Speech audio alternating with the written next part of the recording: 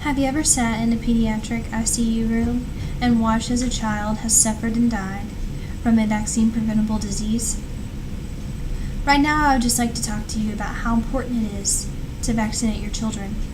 I personally believe that if given the opportunity, each child should be vaccinated. There's reasons why parents do not vaccinate, and I will get to one of those in a second, but right now I would just like to propose a question.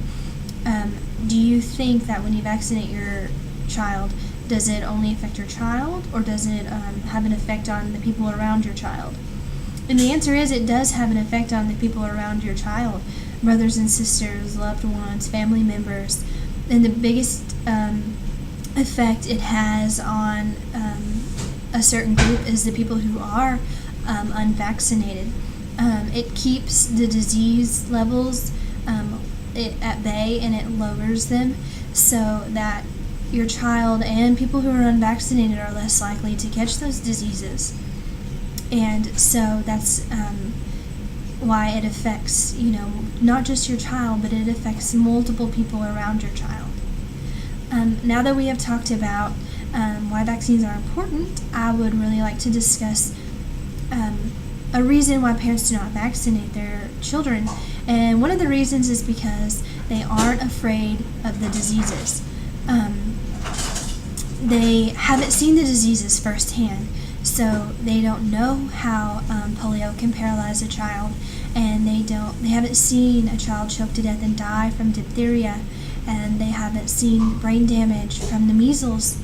And I think that's one of the biggest reasons parents don't vaccinate their children, because they haven't seen it firsthand. They haven't seen it happen to anyone they know, or they heard about it from their great-grandparents or grandparents, but they haven't seen it, so that it's not something frightening to them. And I think that's one of the biggest reasons why parents don't vaccinate. Now that we have discussed why vaccines are important and why parents, a reason why parents don't vaccinate, I'd like to talk about how vaccinating your child helps them in the long run of things. If you vaccinate your child, you're actually, putting a live or dead virus into their bodies, which at first does sound kind of frightening. But if you look at the scientific part of it, it makes more sense. When you vaccinate your child, you're putting this virus in them. But when the body takes it in, it sees it as a foreign object, so therefore it will build up antibodies and it will fight against it.